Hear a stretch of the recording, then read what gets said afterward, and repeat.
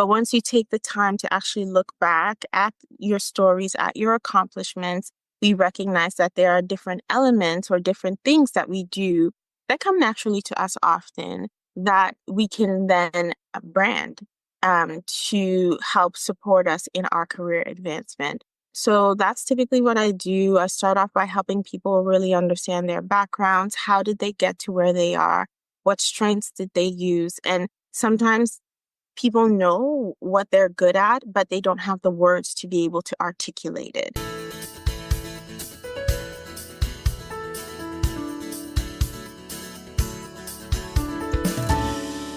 Hello, and welcome to episode 214 of the Quiet and Strong podcast, especially for introverts. I'm your host, David Hall, and the creator of quietandstrong.com. This is a weekly podcast dedicated to understanding the strengths and needs of introverts, along with strategies for success. Introversion is not something to fix, but to be embraced.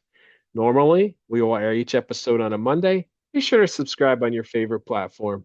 Leave a review or a rating. That would mean a lot to me and also help others find the show. Tell a friend about the podcast and help get the word out there that introversion is a beautiful thing. Lissa Appiah is a certified career strategist, certified organizational coach, personal branding consultant, and the founder of We Apply. With over a decade of experience in public policy, program operations, and human resources, she helps quiet leaders and their teams uncover their unique strengths and win at work while staying true to themselves. Corporate leaders work with Lissa to deliver career and leadership workshops and training that boost engagement and retain talent. Career changers and promotion seekers choose Lissa to find their voice and stand out for opportunities. She's helped thousands secure roles with Fortune 500 companies and various government levels in Canada and the US. Welcome to the Quiet and Strong podcast, Lissa. Lissa, it's so good to have you on today. Thank you. It's my pleasure. We're going to talk about the great work you do, especially with introverts. Tell us a little bit about yourself and your journey to the work that you're doing now. So I am an introvert. It took me a while to discover that I am one. But it was through work that I realized that, okay, there's something going on here. I'm not like everyone else. And initially, yes, I did think there was something wrong with me. But really, I was in a place where I was starting off my career. I had been academically, as much as I liked being on my own, it wasn't that much of an issue because at the end of the day, it's based on your grades. It's not always based on how involved you are with people. I didn't do any sports or extracurricular stuff. I just did the academics. That's what I excelled in, and that's what was important to me. So once I started my professional career, I realized in the first year or two that the people that were getting ahead were not necessarily the ones who were doing the great work, which was what I was used to in school. You do good work, you get rewarded for it, and you move to the next level. But now I was realizing, okay, it's also about being able to build relationships. It's also about being able to speak up for yourself in meetings. And that whole element of self-advocacy was not something that I was used to, partly just because of my upbringing and then also just my personality as an introvert. So that's where the journey began. And so I eventually was able to create a system that worked for me. I landed 5 promotions in less than 8 years, moving from a junior analyst to becoming part of the management team. And then I also, in the background, had always had a love for career development. And at some point, I realized that these two things go very closely together. So I started my business, which is We Apply, and we help introverts to be able to land and succeed in their first leadership role. Amazing. Yeah. Amazing. So when you were a young professional, what were the struggles that you were having? Yeah, I can, there's like a image that's clear in my mind, going back in time. But the moment that really caught my attention, there was a guy, we were both junior analysts. And there was a trip coming up to be able to go to I think it was to New York to represent the team. What we used to do was negotiating agreements on behalf of the government. And so usually junior analysts are not part of those negotiations. But then the opportunity came up that one person could go in addition to the management team, and he got selected over me, although I was part of the group that was working on the US file. So that already caught my attention. Like, why did he get selected if I'm doing the work? So that was the one moment that really caught my attention. And then over time, I was seeing that, okay, he got a bump up. So he got a promotion after that trip. And eventually his career just started moving so quickly. And in me just analyzing and thinking about it, all that he was doing that was different than what I was doing is that he was great at being everybody's friend. Like he was just that guy. Right? So that's when I realized, okay, I need to adjust my strategy to be able to also succeed in my career. So you would say your work was pretty comparable. Because we were at the same level, we were both junior analysts, basically doing the same work. But then when the opportunity came that was related to my work, I wasn't the one who was called to be at the forefront to attend this negotiation. He got called on, and he wasn't working on the file at all. So that was that was a moment for me where I realized, okay, there's something going on here. And when did you put the name to that you were an introvert, and how did you embrace it? Yeah, I would say because that was a time when I started doing a lot more research, becoming more self-aware and really understanding what are the strengths that I bring to the workplace. I may be different, but I'm sure there is value that I can bring. So I would say it was around the same time that I was now looking at, different assessments, Myers-Briggs, and doing those various assessments and understanding that, okay, there is actually a word for this. It's being an introvert. Now, getting to know what that means and trying to understand how could I leverage this to still succeed in my career.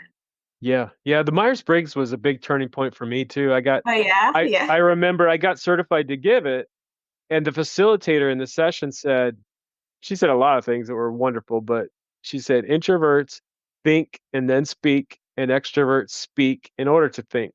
And that was one of my light bulb moments. I'm like, oh, yeah, I am thinking first and then speaking, and extroverts are sharing a lot more naturally. And neither is good or bad. It just Yeah. is. And that was a big turning point. The Myers-Briggs has definitely been helpful for me as well. Oh, that's neat. So, what other strengths have you learned about that you have as an introvert? As I began to move into leadership, I think the big thing that I recognized as a strength is because I'm very observant and I do take the time to actually know people one on one.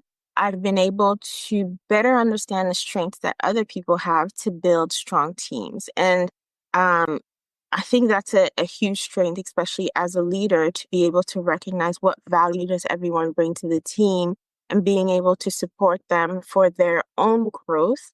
But you actually have to be intentional about that. And sometimes what we see with a lot of leaders is just like results. Let's get this done. Let's get that done. But are you actually taking the time to get to know the people you're working with, to support them so that they're operating in their own zone of genius so that it can eventually lead to the result that the organization is looking for? So that's definitely a huge strength that I've recognized in myself, especially as I became a leader. Yeah, I like that zone of genius because Yeah. that's what it's all about because we each have our unique strengths, whether we're an introvert or extrovert. And of course, not all introverts are the same. I think you and I probably have a lot in common, but as we get to know each other more, there's going to be strengths that you have that I don't have and vice versa. But it's so important as a leader to get to know your team's strengths. And it does take some time, but It does. what does this person bring? You also mentioned working one-on-one, and often that's a gift that we have as introverts. Because we bust on this show, people say, "Oh, introverts don't like people." No, no. It's just we have different skills and strengths, and we thrive often in the one-on-one or the small group. And I completely agree. And even as a business model, initially I had started with group coaching, and that was the focus. Obviously, that's what you hear people say online. When you want to scale your coaching business, you need a group coaching program. But then I'm serving introverts. So, I realize it is the one-on-one, the same way we thrive one-on-one in our careers, in our relationships. It's the same thing. So that's the model that I have seen has worked, especially when I'm working with introverts as well. So I am an advocate for one-on-one for sure. Is there any other myths that you want to bust today about introverts? A big one that you hear all the time is that introverts are shy. At some point in my life, yes, I was a shy person, but eventually I knew that I was no longer shy. I was confident, but I was just introverted. And even myself making that distinction was something that took time to understand. Um, you know, Extroverts can be shy depending on the social setting, what's happening. It's not a personality, it could be more situational depending on what is going on. So I think that's a big myth that people have, that introverts are shy. I've read articles that just use the words interchangeably sometimes, and there is a huge misconception around that. There's the one that you mentioned earlier about introverts don't like people. Like, introverts, typically, we gain our energy by being alone. And that's typically how we re-energize ourselves. And that's why for me, strategies like, if I know I'm going to have a meeting, I'm going to be talking a lot or something, even preparing for this podcast, I take like 10, 15 minutes before just to get myself grounded. Like, okay, this is what we're going to do. And then after, I'm going to do the same thing as well. And that's how I get my energy. But an extrovert, on the other hand, they get their energy through socializing, through social interactions, through people. So that's just the distinction. It's not about liking people. It's more about how we interact with people, how we manage our energy. So yeah, that's some of them, but there are so many more. And I also was shy when I was younger. And for me, and there can be lots of causes of shyness, and as you mentioned, it can be an extrovert, introvert, lack of confidence, not able to do that thing that you want to do. But for me, it was learning things like, oh yeah, I'm a deep thinker. I do think and then speak. Because just that one thing, if you don't understand that, and someone's talking, and they're saying that dreaded, why are you so quiet? You Mm. can definitely feel shy and lack Mhm. confidence if you feel run over like that. This is a gift of mine. I'm gonna think up something great, but I'm not gonna say as many words, and that's okay. I love that you called it a gift, because that's really what it is. That's really what it is. And once you have that self-awareness of who you are, then you can own that gift. And that's the most important thing. So let's talk about self-awareness. How do you Yeah. help other people in the work that you're doing become self-aware? Yeah, the big thing that I do use assessments, like we talked about, some assessments earlier. But really, the most important thing is I help people understand their story and understand their path. And really, through our stories, that's where we're able to understand what are the strengths that we have. Because oftentimes there are certain things that you do at work that may come very naturally to you, that you don't even think that this is a strength that I can leverage to succeed or excel in my career. But once you take the time to actually look back at your stories, at your accomplishments, we recognize that there are different elements or different things that we do that come naturally to us often, that we can then brand to help support us in our career advancement. So that's typically what I do. I start off by helping people really understand their backgrounds. How did they get to where they are? What strengths did they use? And sometimes people know what they're good at, but they don't have the words to be able to articulate it. So that's another part of what we do, helping them articulate it, and in a corporate way, because we know there's the corporate jargon that goes with it, right? So helping people really express what they already have in to match the language of the industry or the field that they're in. And then now, how do you position that as a strength that other people will recognize? And it all starts with you acknowledging it. And you know how you were talking about the gift. It's all about you recognizing and acknowledging the gift that you have. And then eventually other people will as well. but it all starts with you. So that's a big part of what I do. And then obviously, once we have articulated what it is, some people may be job searching, so we'll work on the resume, the LinkedIn profile, and all that. And others, it's to excel in their leadership. So how do we apply this to your current workplace so that you can improve your communications with your colleagues? Or how do we apply it to improve your presentation skills as a leader or your speaking skills as a leader? So that's where we support people. Yeah, absolutely. And a lot of that is helping people articulate, hey, you know what? I need this and it's okay. Like Yes. guess what? I also gave myself time before and after this podcast Oh, nice. for your same reasons. I wanted to get in the right headspace. And also, I'm enjoying this conversation. I'm not feeling drained, but I might need a break after, as Yeah. much as I enjoy the conversation. And then, so being able to articulate that to people, because other people don't need as much recharge time as we do. And it's not just recharge, it's like I need time alone for a lot of things. I need time alone to get certain work type of things done, or to think or to plan.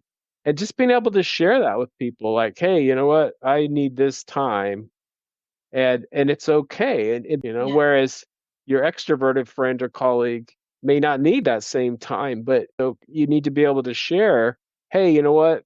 Give me a moment. And then you use your great skills and come up with something brilliant, but you might need a moment to think about it. Or sometimes you might say, oh, I'll call you tomorrow, that Yeah, kind exactly. you know. Yeah, that's awesome. So I know you talk a lot about, and you shared your struggle in the beginning. You talk a lot about helping introverts become visible. It's not just about the work. You say, your work doesn't speak for itself. You have to do some other things. Tell us more about how the introvert doing good work, but how they can become more visible and have their voice heard. Sure. I'll respond that by giving an example of something that I did in my career in the early days that really helped me. So in that same role that I was talking about where I discovered that there was this issue, basically what I started doing is just paying attention to what needs the organization had. And over time, I would hear a lot of the senior analysts talking about corporate reporting, that it was something they found challenging, something they didn't like doing. And it wasn't directly in line with what I had to do, but I decided that I wanted to position myself as the solution to that problem that they had. So I started to learn all that I could learn about corporate reporting. I figured out how it's structured within our organization, the reporting cycle, and all that. And when opportunities came up to go to meetings with senior management, or an analyst would say, oh, I'm drowning, I can't go to this reporting meeting, I would put my hand up and just say, yeah, I can go for you. So eventually, I started to build a brand around corporate reporting. And eventually, people started to see me as the expert in corporate reporting. So when there was anything related to that, go ask Lissa. Oh, Lissa knows, she can help you. And that started to become my brand. In one of our meetings that we had with an executive was there, he mentioned to me that, hey, I'm building a new team. We're focusing on corporate reporting. The application is going out soon. I think you should apply. And I did apply, and that's how I landed my one of the first promotions out of the five. So for me, it wasn't necessarily about having to be the person that is the most vocal in meetings, or always putting my hand up, or look at me, I'm here, I have something to say. But it was about being strategic, recognizing what needs the organization has, and then being a solution to that need in a way that felt natural and comfortable to me. And that's basically what I teach my clients as well. Look out for the need and see how you can position yourself as that solution while staying true to yourself. Yeah, you said a couple of really important things there. It's like, become the expert, and we should be doing that anyway. Yeah. But also fall in, be willing, look for opportunities because, maybe you don't feel like giving a presentation and an opportunity arises and, it could go to a couple different people make sure it's you, you know, Exactly. volunteer, put yourself out there that you like you said, go to that meeting that you may not have to go to, or give that presentation that you may not have to do. But those kinds of things will really help. And yeah, we're never going to talk all the time, and that's good. But make sure that you are speaking up. And that's another thing I've really learned. So let's talk about that a little bit. Is I've learned that in these situations I have to be prepared. Mhm. So like you said, you volunteered to go to this meeting. It's really important that you're prepared for the meeting, because thinking ahead of time, like, hey, what's going to be talked about? Do I need to research anything? Are there points I want to make, and I would actually write those down? Or are there questions that I have that are relevant? So how do introverts prepare for meetings and presentations? That's a great one. So I'm the same as you as well in terms of taking notes and preparing ahead of time. And I find that most introverts are like that as well. So if you're going to a meeting, make sure there is a meeting agenda. If there isn't one, you can request that, find out from the meeting organizer, is there a meeting agenda? So you can know what is going to be discussed, and that will help you prepare for the meeting. So that's a big thing that helps in terms of preparation. Definitely, how I was talking about earlier, having that buffer time before and after helps, especially during the pandemic. One of the things that I would hear from a lot of my clients is that, like, meetings are literally back to back because everybody was just getting used to the fact that we're online. And it's like, oh, but you're online, you're home. Why can't you do a meeting, back to back? But that also is draining, right? So, um, if you need to set the time in your calendar, just block off the time so that you know that, okay, this is the time that I need to recharge in between meetings before you go to the next one. Something that also helps is, even when you're in the meeting, trying to be strategic, looking for opportunities to speak. Is there a natural pause in the conversation that gives you the opportunity to actually say something? Or even if you're someone who you're just getting started and you feel like, okay, I want to, I just want to say what I have to say. So you don't spend the whole time ruminating and then, you don't end up saying anything at all. Then I would say go at it the first point that you get, the first opportunity you get, even if you want to be the first to speak, get your thoughts out there so you don't spend the whole meeting wondering, okay, will I get a chance? Oh no, someone said what I said. Now I have to go back to my notes. And we do that internal dialogue sometimes. And so to avoid that, if you need to speak first, just go ahead. Other things that can help with meetings is asking questions. Sometimes you don't have to be the person to have all the solutions. Maybe you're the person who wants to ask a question that can help guide the conversation. Or even after maybe it's the end of the meeting, you realize you haven't said anything. Maybe you can be the person to summarize and give, okay, so what are the action items from our conversation, which is something that we lack in a lot of corporate meetings. Like, okay, what was the point? What was the point of this meeting? What are we taking away? So you can be that person to help put things together and let everybody know, okay, this is what we're taking away from the conversation. So there are lots of opportunities for you to still get your voice heard in a meeting, but it's all about being intentional about it and just finding those opportunities to speak up. And it doesn't have to be speaking about you all the time. And that's the thing that sometimes a lot of people are like, oh, I feel like I'm bragging. Why do I have to talk about my accomplishments? It's not that you're constantly going to a work meeting and speaking about how you did this and how you did that. Like, no, you don't want to become that person, but it's just about being intentional about getting your voice heard when it matters. Yeah, great advice. And yes, have an agenda, you know. And if you're a participant and you don't have one, ask Mhm. about it. Is there an agenda? And I've heard other people say that as well. It's like speak first or speak early. And you really are, even if you're not dominating the conversation, you're establishing yourself early that I have something to say. And then the conversation isn't moving on without you. And so that's part of the preparation, is making sure you do have something to say, that you are contributing to the conversation. Or as you mentioned earlier, we're keen observers. So we might ask some very relevant questions, like, what about this? What about that? And that's questions are very important too, as you said. Yeah, I completely agree with that. And that's a strategy I used for many years, because I knew that I would sometimes just get in my head so much and not say anything. I just, remove that pressure and just listen to the conversation and then just look out for times where, maybe people aren't considering something and then you ask that question. So that is a strategy that works very well. And as we establish ourselves, as you establish yourself as the expert in something, you may say something in the meeting, but then maybe they might even say, "Hey, Lisa, what do you think about this?" Because they know you're thinking. Once they get to True. know you, and may happen, they recognize that you're the expert. That's a good point. Yeah. I leverage LinkedIn. Obviously, it's not the only platform for building your personal brand, but it's one of the main ones just because it's a professional networking platform. But what I focus on, especially when I'm working with my clients, is supporting them in building their personal brands. Because what I found, even through my own journey and with my clients, is that your personal brand helps you attract opportunities instead of chasing them.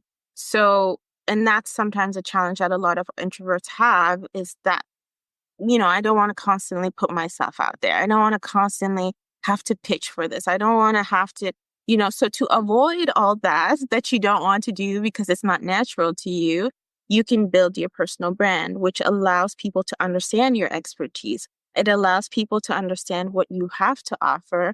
And eventually, what happens is that you start attracting people instead of always chasing opportunities. And this is a strategy that I help my clients with also, even for networking. Sometimes something that I will recommend to my clients is when you're going to a networking event, wear something bright, wear something that will get people's attention, jewelry that will catch someone's attention. I've seen some people like even wear t-shirts with certain words like come talk to me or something like that.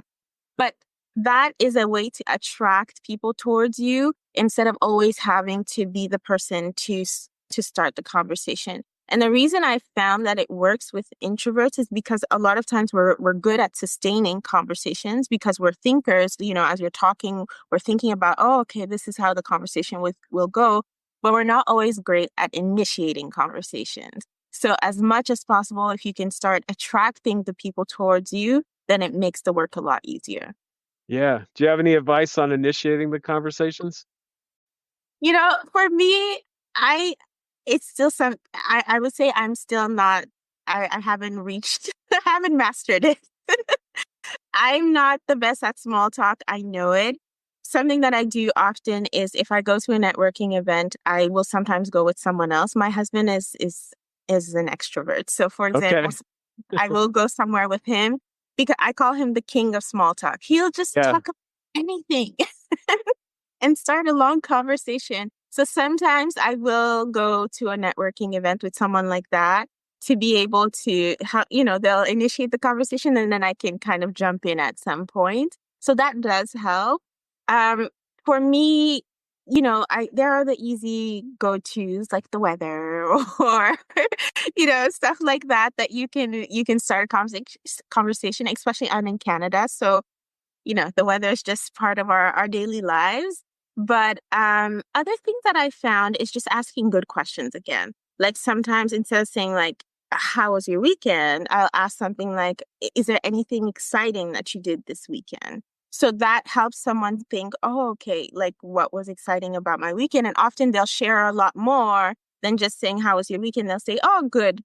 So trying to ask questions that allow people to share more so that you have more to work with when you want to start the conversation. Yeah. Yeah. And we definitely,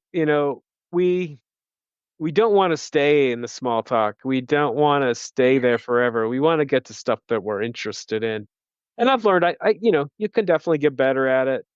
And don't beat yourself up about it, but I've learned, just like kind of be observant, you know, what's going on. Maybe you're in an event and, you could talk about the food that's being served or the speaker that, is coming up or whatever. Just be observant about what's going on around you, Yeah, the weather. And I think things like the weather, it's like sometimes it's like, well, I don't care about the weather. So why would I ask them about it?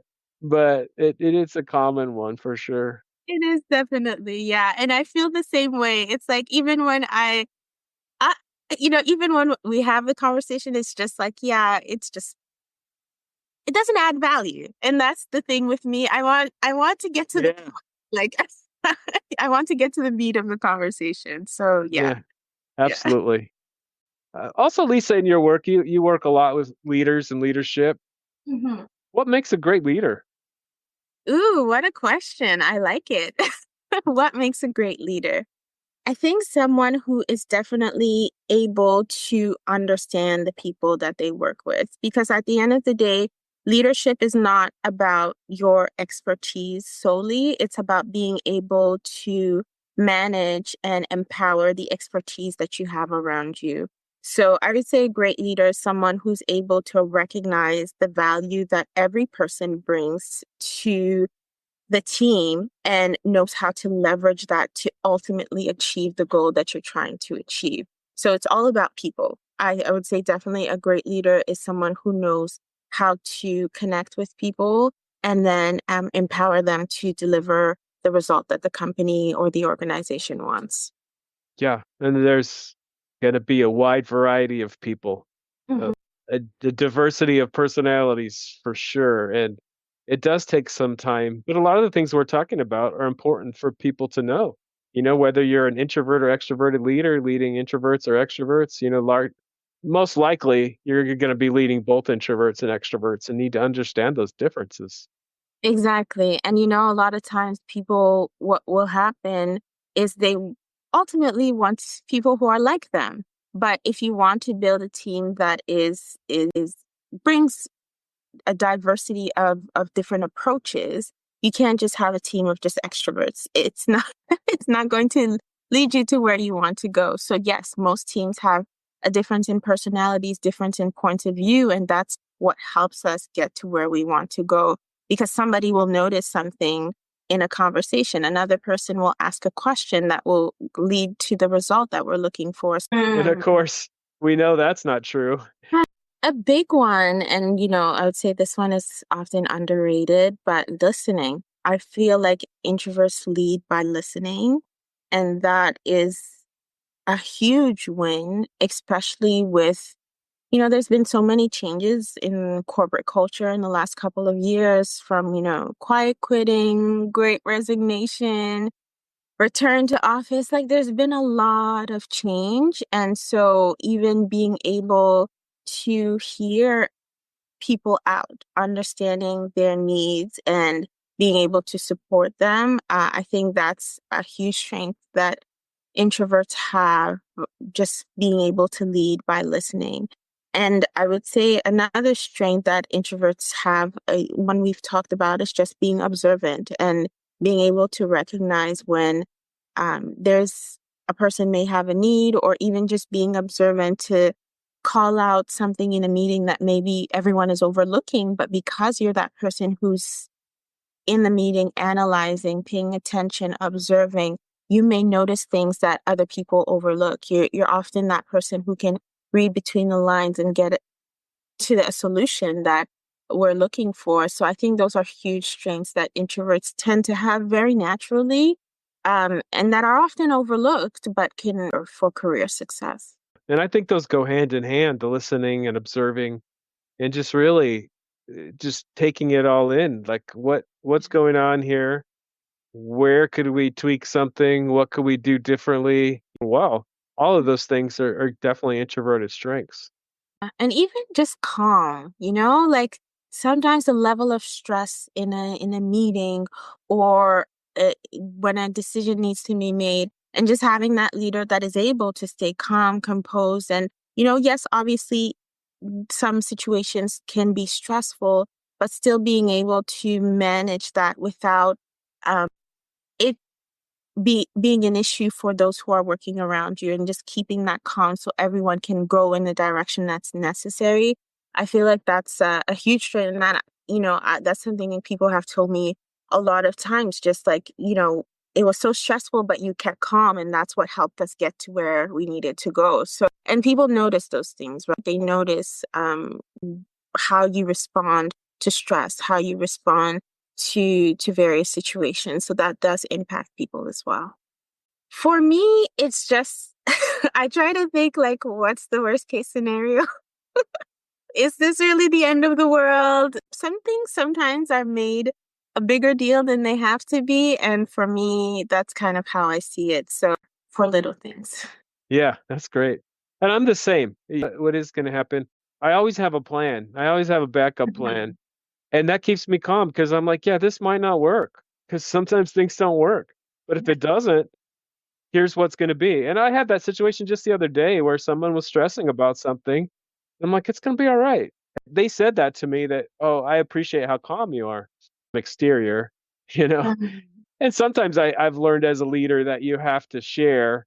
"Hey, yeah, yeah, this is stressful. We're going to get through it, but because I might seem like I'm not caring because I have a calm exterior, because a lot of stuff's going on inside. So sometimes as a leader, you just need to share. Yeah, yeah, I'm stressed about this too. But as you said, we're going to get through this because this is going to work out, or we'll do this thing, or whatever it is. Exactly. Exactly. Yeah. So for the introvert that isn't confident, and I say that because again, we busted the myth that introversion it doesn't equal shyness. Yes. Some introverts are incredibly confident, incredibly outspoken, Mhm. so and sometimes they're not called introverts when they should be. But anyway, so for those that aren't that way and want to be, what's your advice on being confident as an introvert, being a confident introverted leader? I would say really get the take the time that you have alone. We often like being alone. Take that time to get to know yourself and get to know what you bring to the table. And as I was saying, sometimes it's things that we overlook that we do naturally that can be leveraged for our advancement. So, firstly, take the time to get to know yourself. And then also take the time to get to understand what are you looking to achieve. Because for some people, maybe career advancement is not even a goal for them, and which is fine. Maybe leadership is not where they want to go. And that's completely okay. But then understanding what it is that you want to achieve and then fill the gap. Because if you understand yourself, you know what you're able to do. You also understand that there's a goal you're trying to achieve. Often what happens is that there's a gap. Maybe you're not the best public speaker. Maybe you're not the best at being able to articulate the skills that you have or the strengths that you have. So then, based on the gap that exists, if you need to get support, get support. If you need to get training, get training. You need to read a book, read the book. There's so many resources that we have now available online that can support us in our professional and personal development. But then sometimes you may need someone to support you through the journey. Then seek that support to be able to get where you want to be. But the most important thing I would say is don't stay stuck, because that's where you can find yourself becoming stagnant. So ultimately, once you've done that assessment, find the gap and see how you can bridge the gap. How do we get unstuck if we find ourselves stuck? Definitely, I would say getting the right resources, and then also if you need support, get support, because that place of being stuck, you can stay there for a while if you don't get yourself out. But also what I would say also makes a huge difference is, what are you thinking? Sometimes we are people who analyze things a lot, and we have a lot of thoughts, which is great, but what are those thoughts? Are they the right thoughts that will help you get to where you want to be? Or are these thoughts just keeping you stuck in that same position? So, listen to yourself as you're thinking. What are you telling yourself? What is the narrative that you are telling yourself, and how is that influencing the actions that you're actually taking? Because a lot of times, the things that we do, the actions that we take, they start from our thoughts. It was a thought that you had that ultimately caused you to wear this shirt today instead of that shirt. It all starts from your thoughts. So your thoughts have a lot more power than we think. And so being able to recognize that and sometimes adjust the narrative can help you get unstuck. Yeah, absolutely. And you also were mentioning that, introverted leaders, we do need some time alone. How do you find that balance of the time alone that you need and the time that you need with your team and with others? Yeah, I'm very intentional in terms of like blocking off time in my calendar. I have like blocks of times depending on the day and how many meetings I have, but I do block off quite a bit. Well, earlier in my career, sometimes I would do a meeting free day. Now it's not it's not possible to have days without meetings, but those are some of the strategies that can help, whether you want to do a meeting free day or even a meeting free afternoon, or if it's only an hour or half an hour that you're able to block off, like managing your time properly so that you can balance your energy level. I think that has been the most important thing for me as an introverted leader. And then also communicating with people. Like, I've communicated to the people that I work with that I do prefer to, text or email is my preference. But then obviously, if we need to talk something through, yes, let's have a phone call. But do we have to be on video all the time? No, not necessarily. Sometimes we can do a phone call. Other times, you can communicate that by email. So even the ways in which we communicate can have an impact on our energy levels. And so letting people know, like, hey, this is the way I prefer to communicate, and finding out for them, how do they prefer to communicate, and then where can we find a balance? Yeah, yeah. So your calendar and communication, those are two very important things. Yeah. Finding, even if you can't have a meeting free day, um, make blocks of time. And like I said earlier, it's not just about recharge. That's important. But sometimes to use your gifts of thinking, you need to give yourself some time to make some plans, to focus on some work. So there's different reasons we need. So definitely managing your calendar and telling people, here's what I need, I need this time alone to work on this thing. Or here's my communication preference that you talked about. Those things are so key to our success as introverts. Definitely. Yeah. Lisa, we've talked about a lot of great things today. Is We there did. anything else you want to discuss? No, really just letting people know that being an introvert, it's not a hindrance. It doesn't hinder your career. And for a long time, that's what I thought. Like I thought that I wouldn't I wouldn't be able to succeed because of my personality.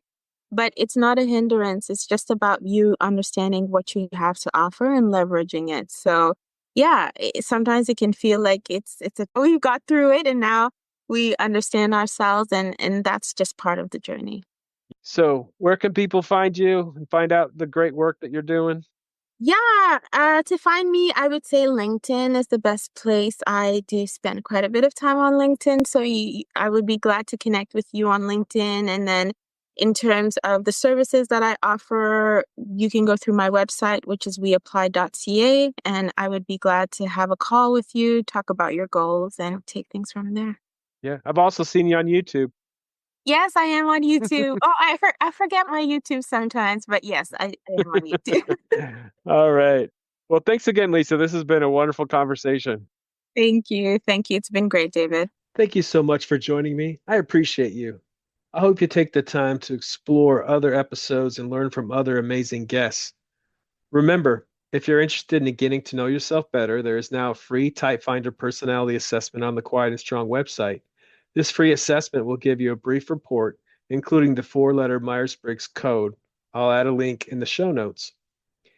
And I'd love to connect with you. Reach out at david@quietandstrong.com or check out the quietandstrong.com website, which includes blog posts and links to social media for Quiet and Strong and much more. Send me topics or guests you would like to see on the show. So many great things about being an introvert, and so we need those to be understood. Get to know your introverted strengths and needs and be strong.